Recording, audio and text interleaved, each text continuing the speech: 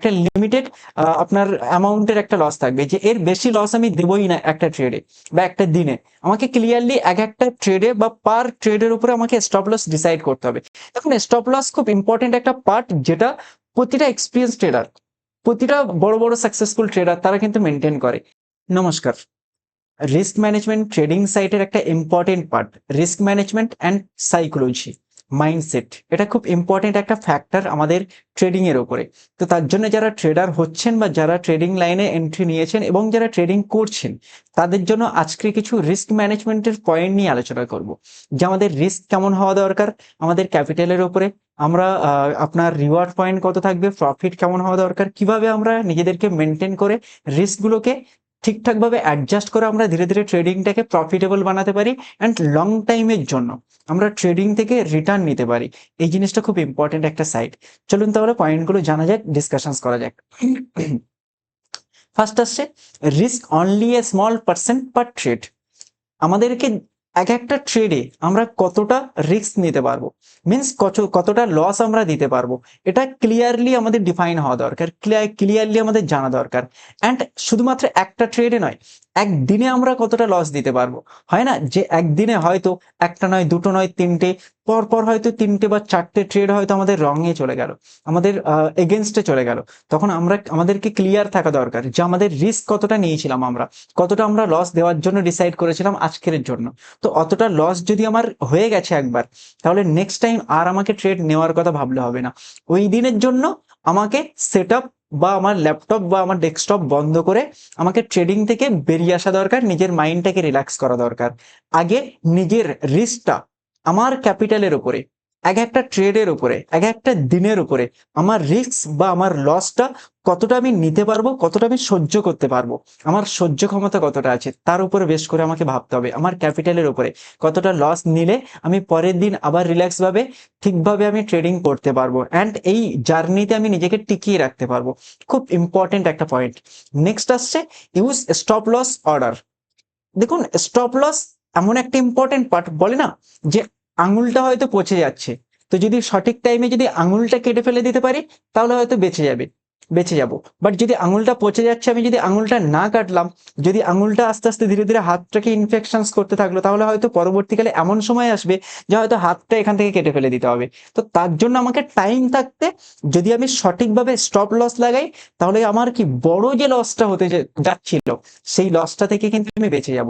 তো স্টপ লসটা আমাদেরকে ভেবে চিন্তে লাগাতে হবে, যে কতটা স্টপ লস আমি এক একটা ট্রেডের জন্য লাগাতে পারবো। স্টপ লস বলতে ওই লসটা আমাদেরকে ক্লিয়ারলি সিলেক্ট করে রাখতে হবে, যে লসের পরে আমি আর লস দেব না। আমার একটা লিমিটেড লস থাকবে, একটা লিমিটেড আপনার অ্যামাউন্টের একটা লস থাকবে, যে এর বেশি লস আমি দেবই না একটা ট্রেডে বা একটা দিনে। আমাকে ক্লিয়ারলি এক একটা ট্রেডে বা পার ট্রেডের উপরে আমাকে স্টপ লস ডিসাইড করতে হবে। দেখুন, স্টপ লস খুব ইম্পর্টেন্ট একটা পার্ট, যেটা প্রতিটা এক্সপিরিয়েন্স ট্রেডার, প্রতিটা বড় বড় সাকসেসফুল ট্রেডার তারা কিন্তু মেনটেন করে। তো আমাদেরকেও, যারা আমরা নিউ বিগিনার বা আমরা যারা এন্ট্রি নিচ্ছি বা যারা আমরা করছি ট্রেডিংটাকে, তো তাদেরকেও ভালোভাবে স্টপ লসটাকে ফলো করতে হবে এবং প্রতিটা ট্রেডে একটা স্টপ লস সিলেক্ট করে আমাদেরকে চলতে হবে। নেক্সট আসছে risk to reward ratio. Clearly একটা পার্সেন্টেজ থাকবে, যা আমি কতটা রিস্ক নেব এবং ওই রিস্কের উপর কতটা আমি রিওয়ার্ড নেব, মিনস কতটা আমি প্রফিট নিতে পারবো। যে অনেকে 1:2 রাখে, অনেকে 1:3 রাখে, আবার অনেকে 1:4, 5 রাখে। তো আমাদেরকে নিজেদেরকে ডিসাইড করতে হবে, নিজেদেরকে ভাবতে হবে যে আমরা 1:3 রাখবো, 4 রাখবো, কিরকম রাখবো।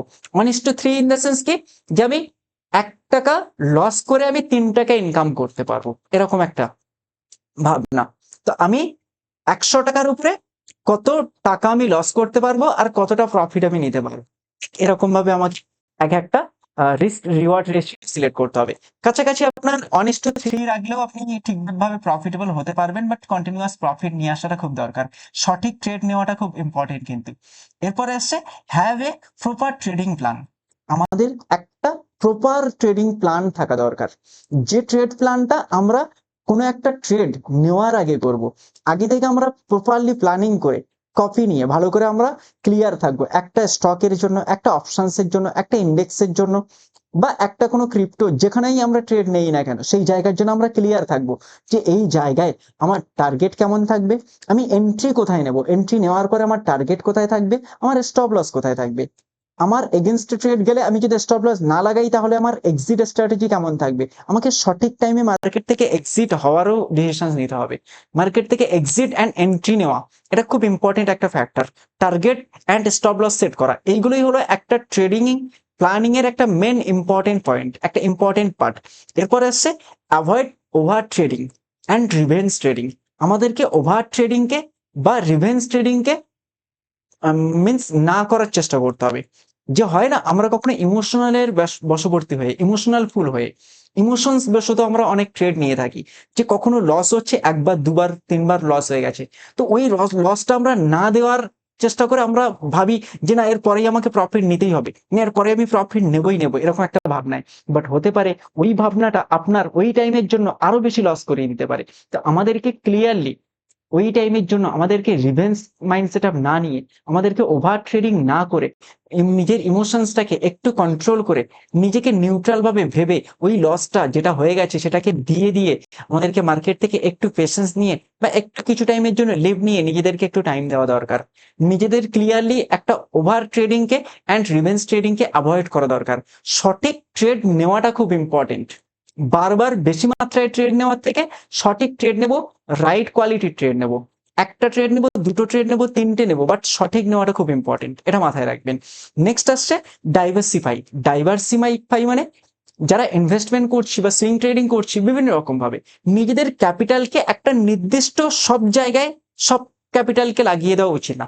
মিনস একটা সেক্টরে বা একটা কোম্পানি বা কিছু কোম্পানিতে আমরা কি করলাম, পুরো একদম যা ক্যাপিটাল আছে সব লাগিয়ে দিলাম, দেখা যাচ্ছে ওই সেক্টরটা পুরোটাই একদম ডাউনে চলে গেল, তাহলে আমাদের সব ক্যাপিটাল কিন্তু নষ্ট হয়ে যাওয়ার সম্ভাবনা থাকবে, লস হওয়ার সম্ভাবনা থাকবে।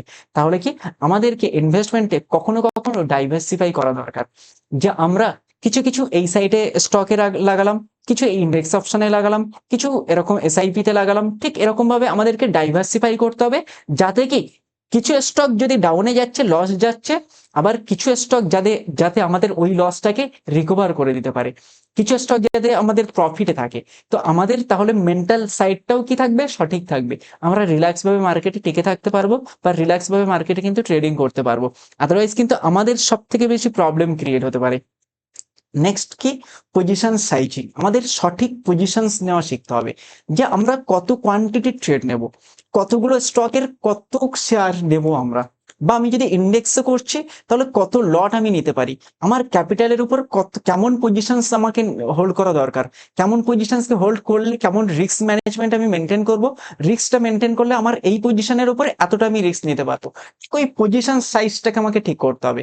যে আমি 100টা কোয়ান্টিটি ট্রেড নেব একটা স্টকে, বা আমি যদি আপনার ইন্ডেক্সে নিচ্ছি তো একটা লটের 2টো 5টা 10টা কতটা লট সাইজ আমি অ্যাভিয়ার করতে পারবো, মিনস কি নিজে আগে নিতে পারবো, নিয়ে কি ওই আপনার পজিশন সাইজের উপর যদি লসটা হচ্ছে, লসটাকে আমি ভালোভাবে বিনা টেনশনে আমি দিয়ে দিতে পারবো।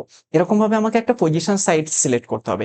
দেখুন, ট্রেডিং একটা ইম্পর্টেন্ট টার্মস, যেটার ভিতরে রিস্ক ম্যানেজমেন্ট যে যত বেটার ভাবে করতে পারবে, নিজের ইমোশনসটাকে কন্ট্রোল করে, নিজেকে একটা নিউট্রাল ভাবে রেখে, নিজেকে একটা সঠিকভাবে রেখে, একটা প্রফেশনাল ওয়েতে প্রপারলি শিখে প্র্যাকটিসের সাথে ঠিকভাবে যে নিজের রিস্ক ম্যানেজমেন্টটা সঠিকভাবে মেনটেন করতে পারবে, তার জন্য ট্রেডিংটা অনেকটা ভালো।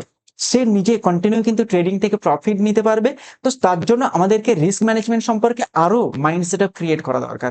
তো আই থিঙ্ক, আশা করি রিস্ক ম্যানেজমেন্টের কিছু পয়েন্ট আপনারা বুঝতে পেরেছেন। যারা ফলো করতেন খুব ভালো, আর যারা ফলো করতেন না তারা চেষ্টা করুন আজ থেকে ফলো শুরু করা, অ্যান্ড নিজের যে মিস্টেক গুলো হতো সেই মিস্টেক গুলোকে বুঝে ধীরে ধীরে ধীরে ধীরে আবার রিকভার করে নিজেকে নতুন ভাবে রিস্ক ম্যানেজমেন্ট সিস্টেম বানিয়ে ধীরে ধীরে ট্রেডিংটাকে কন্টিনিউ করার চেষ্টা করুন। অ্যান্ড নিজের রিস্ক মাথায় রাখবেন, নিজের রিস্ক, নিজের ক্যাপিটাল, নিজের টাকা, রেসপন্সিবিলিটি কিন্তু আমাদের নিজের, অন্য কেউ দেখে বুঝে বলে দেবে না।